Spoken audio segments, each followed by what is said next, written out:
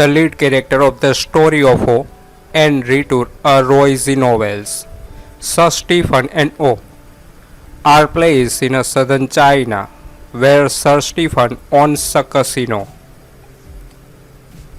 Sir Stephen places O in a Chinese brothel for training, and O is then subjected to a variety of humiliating experiences to prove her unconditional obedience.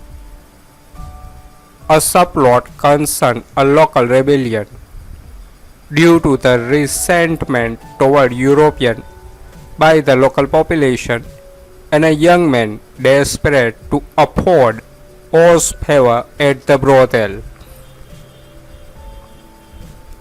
Is everyone who's ever expressed an opinion on this thing a complete differs?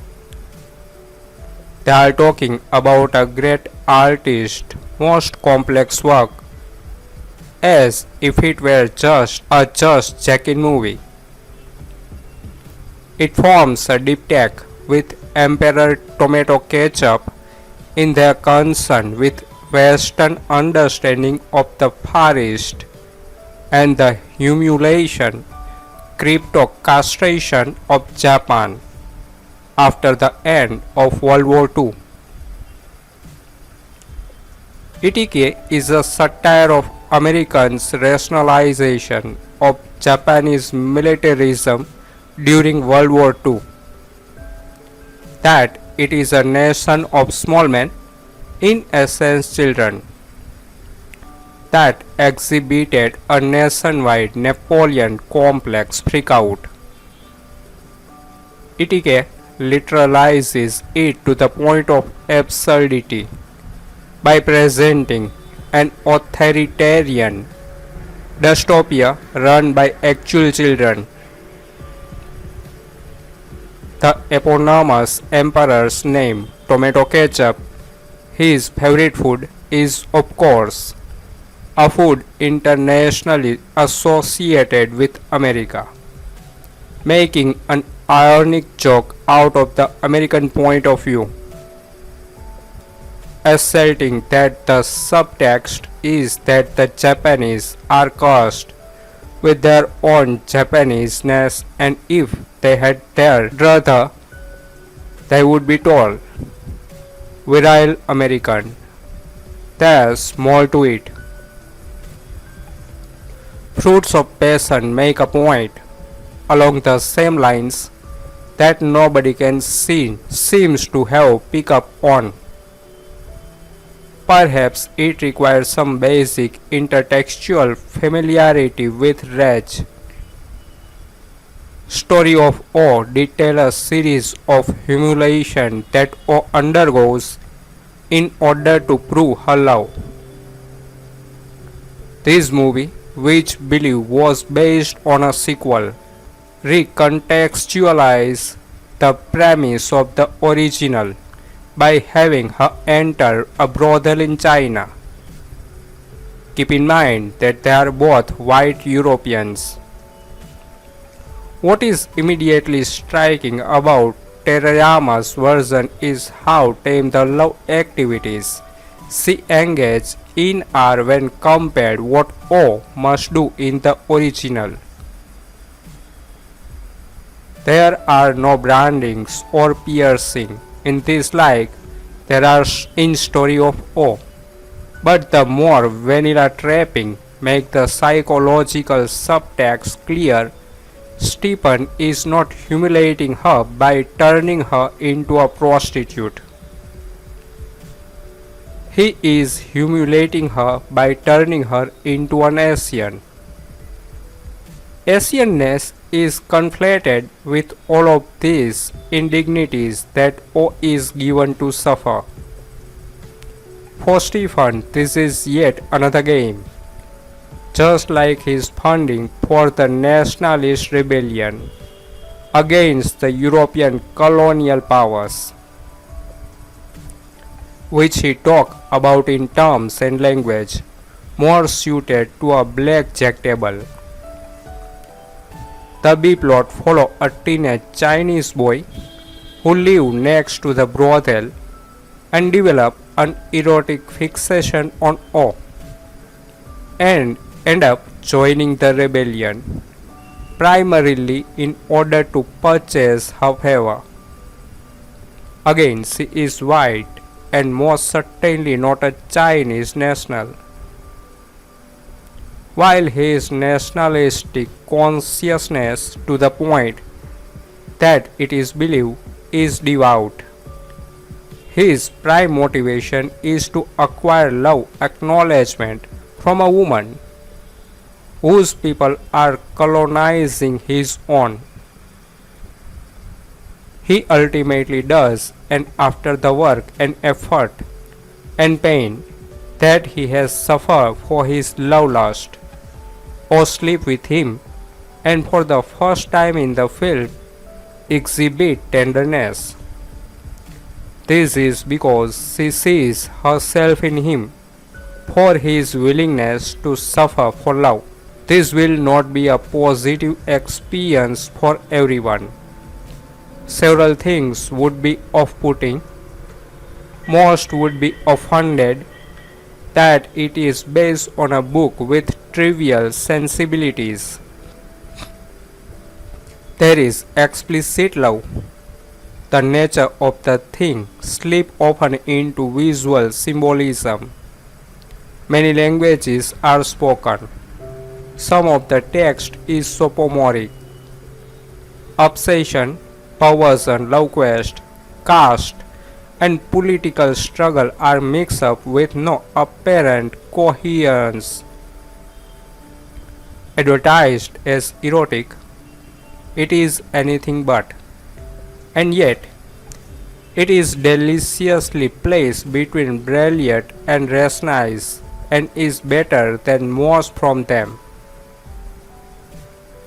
If you watch a lot of movies and deeply like I do, the better ones from a sort of tapestry that reinforce each other. Two of my must-see films are Pillow Book and Fitzcarraldo, which these lean up against. Not of the same caliber, of course, but there is a resonance. There are some marvelous experiences here.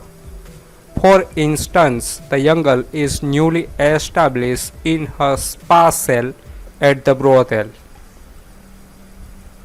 She has put on the bottom of her dress and stand at the night window, pinning for Kinski. Across the screen on the wall is her shadow, a lovely, lonely pose, body alert. She moves away from the window in impatience. The shadow remains unmoved. Flashback to O as a girl, imprisoned by her father in a chalk square. While he walks away and a clown rolls a flaming hoop about. The receding man turns into Kinski. Flash forward to the prostituted O, showing the torn photo of Kinski.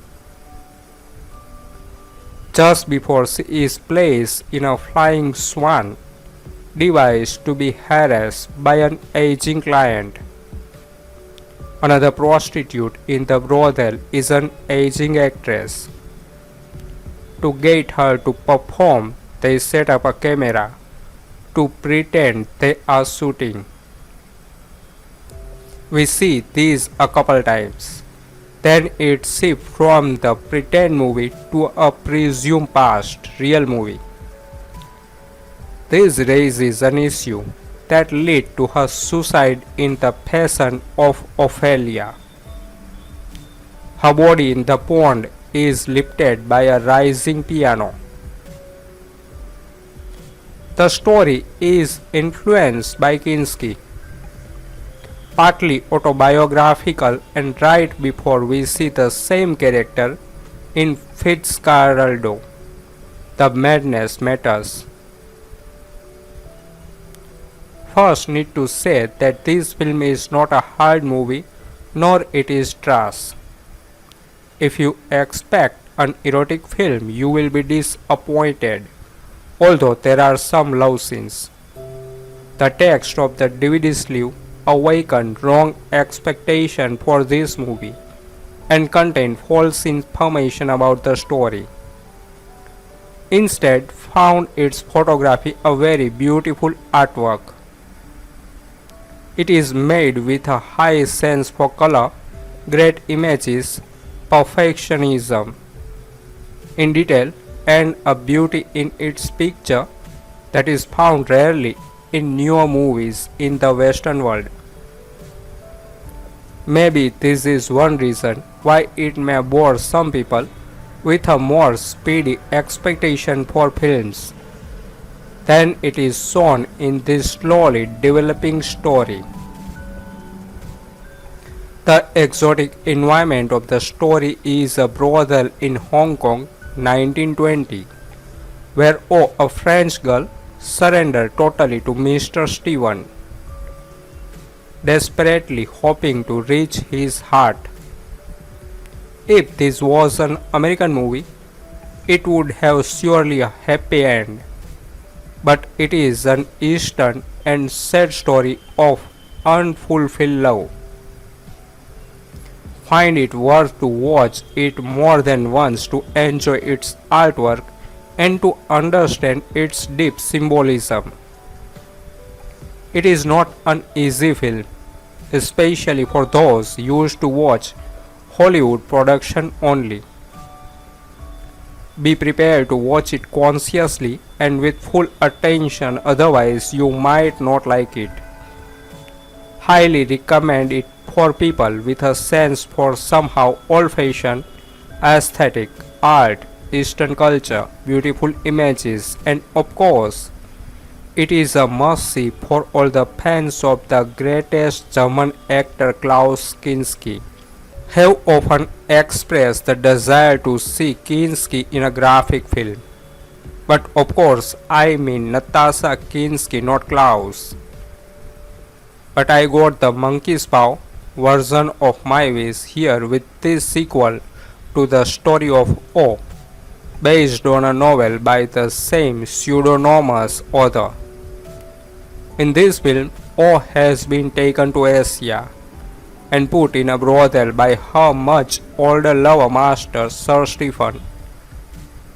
He comes back from time to time to have love with her, or to spy on her with client, or to tie her up and force her to watch as he has wild love with his other young mistress. A local teenager spies her through the bed window of the brothel, and when Stephen sees her making love to the boy,